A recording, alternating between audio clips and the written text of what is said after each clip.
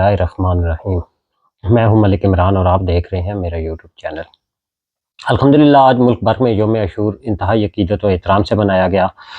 शदीद और सख्त और संगीन सिक्योरिटी थ्रेट के बावजूद हमारे कानून नाफिज करने वाले अदारों, पुलिस और सिविलियन, ज़िली इंतज़ामिया, DC, commissioner, RPO, CPO, SHO साहबान, डीएसपी साहबान और सिविल डिफेंस के लोग, रेस्क्यू 1122 सब ने जाँफशानी से काम किया और आज अल्हम्दुलिल्लाह मुल्क भर में कोई बड़ा सानिया या कोई बड़ा हादसा या संगीन किस्म के सिक्योरिटी थ्रेट के बावजूद इंतहाई पुरअमन तरीके से अशूरा का दिन गुज़र गया है।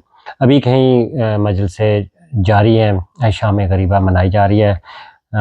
पाकिस्तानी कौम ने गमे हुसैन में भरपूर तरीके से अपने अकीदत और एहतराम से शिरकत की, मजालिस में अज़ादारी की और नवासे रसूल को खैराज तहसीन पेश किया और यजीद पे लानत भेजी।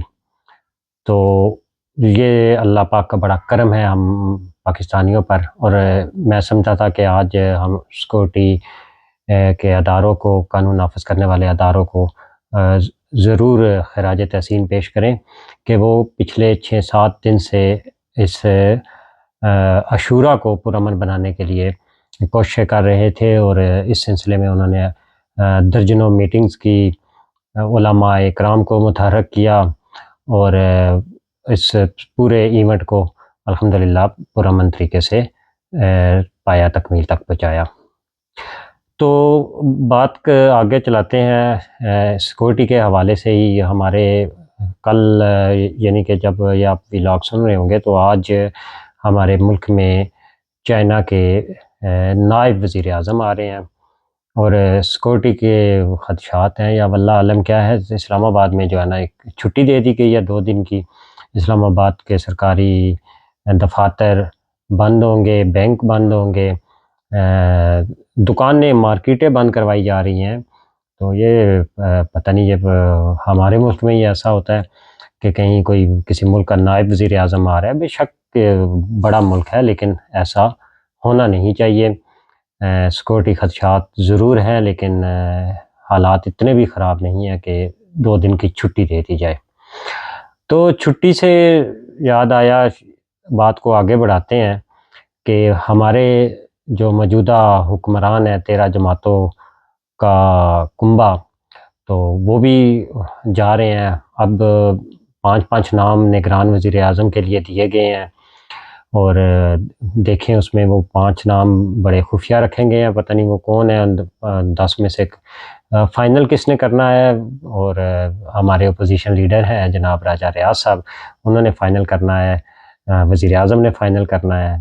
देखते हैं ये फ़ाइनल करने की पोजीशन में है या भी नहीं। तो खैर इसके बाद जो ये सारा कुछ किया जा रहा है तो इलेक्शन के लिए किया जा रहा है। तो इमरान खान को जिस तरह यकीन नहीं था कि 90 दिन में इलेक्शन पंजाब और केपीके में नहीं होंगे, क्योंकि आइन बड़ा वाज़ेह था और मामला सुप्रीम कोर्ट में था। सुप्रीम कोर्ट से कौम को उम्मीद थी कि वो 90 दिन में इलेक्शन करवा लेंगे और कोई बड़ा फ़ैसला आएगा, लेकिन ना तो कोई फ़ैसला आया, ना आइन पे अमल दरामद हुआ, ना 90 दिन में इलेक्शन हुए और बल्कि निगरान पहली दफ़ा मुल्क में 2 सूबों में निगरान वज़ीर हुकूमतें जो हैं वो इतनी लंबा अरसा चली है।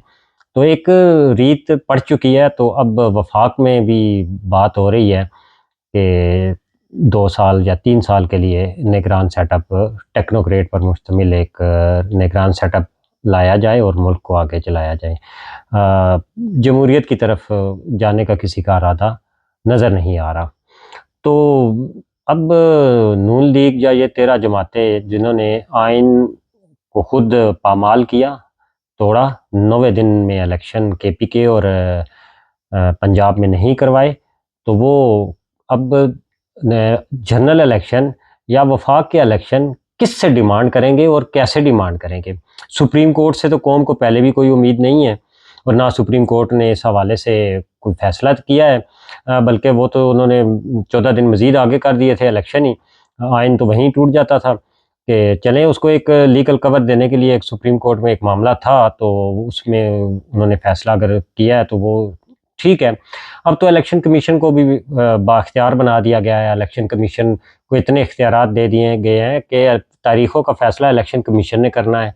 और कवानीन ज़ाहिर है, एक कानून तो बड़े वाज़ेह है कि 90 दिन में इलेक्शन होंगे या 60 दिन में होंगे। वो 2 दिन पहले अगर हुकूमत चली जाए और टाइम पूरा कर जाए, वो उस वाला मामला है।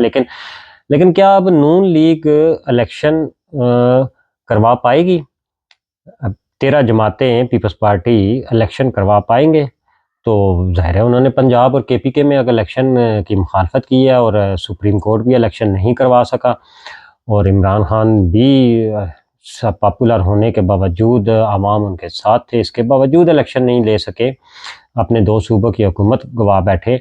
तो वफाक से जाने के बाद जो ख़दशा है 13 जमातों का कि शायद टाइम पे इलेक्शन ना हो, तो ये ख़दशा तो अपनी जगह। लेकिन अब ये 13 जमातें करेंगी क्या? ये 13 जमातें अब इलेक्शन नहीं करवा पाएगी, क्योंकि ख़ुद इन्होंने एक ऐसा रास्ता दिखा दिया है, एक ऐसे रास्ते पे वो चले हैं और ख़ुद कानून तोड़ने और आइन शिकनी में पूरी तरह मुलव्वस रहे हैं, और जाके कोर्टों में इसकी मुखालफत करते रहे हैं कि पंजाब और केपीके में 90 दिन के इलेक्शन जो है वो नहीं होने चाहिए। तो अब अगर वफाक में भी 3 साल इलेक्शन नहीं होते तो क्या फ़र्क पड़ जाएगा? रास्ता तो मौजूद है, तो कौन इलेक्शन लेगा? सुप्रीम कोर्ट तो पहले ही लगता तो ऐसा ही है, हाथ खड़े कर चुकी है। और अब आने वाले वक्तों में भी मुश्किल ही है कि वो 90 दिन में इलेक्शन करवा सकेंगे। इस हवाले से नून लीग, कुछ लोग कहते हैं जी कि नून लीग शायद ज़्यादा इलेक्शन में दिलचस्पी इसलिए नहीं रखती कि उनकी जो हालिया सर्वे करवाए हैं उन्होंने शहबाज शरीफ एंड कंपनी ने, ख़ास तौर पे पंजाब के हवाले से मैं बात कर रहा हूँ, तो वो कोई उनके हक़ में नहीं आए। ना केपीके और सिंध तो छोड़ ही देना, पंजाब उनका किला था, वहाँ से ये बेस करते हैं, तो वहाँ भी उनके हक़ में कोई सर्वे नहीं आए, अच्छे सर्वे या अच्छी रिपोर्ट्स उन्हें नहीं मिली।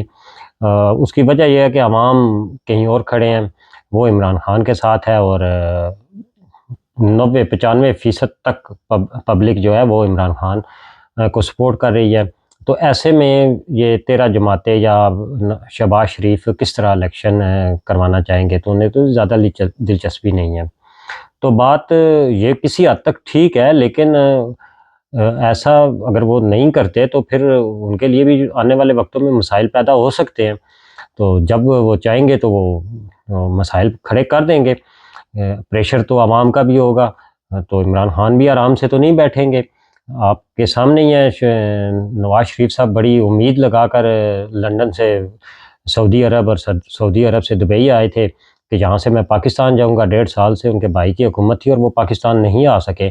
उन्हें ये इस बात का ख़दशा था कि मेरे घर को या रायवेंड को या जाती उमरा को सब जेल करार नहीं दिया जाएगा, बल्कि उन्हें कोट लखपत जेल ही जाना पड़ेगा, और सज़ा जो उन्हें हुई है, और उसके हवाले से भी उन्हें ख़दशात थे कि शायद जितने जल्दी उनकी अपीलों में फ़ैसले ना हो सकें। अब तो बाज़ हल्के ये भी कह रहे हैं कि नून लीग में नवाज शरीफ और मरियम की सियासत जो है वो बहुत बुरी तरह पिट चुकी है, और इन्हें आने वाले वक्तों में अगर ये इन्होंने सियासत करनी भी हुई तो ये कहीं पीछे रह के सियासत करेंगे। अब नून लीग जो है ना वो शीन उसमें से निकल आई है, वो जो शेख रशीद साहब कहते हैं, तो ये अब शहबाज शरीफ लीग है, नवाज शरीफ लीग नहीं रही।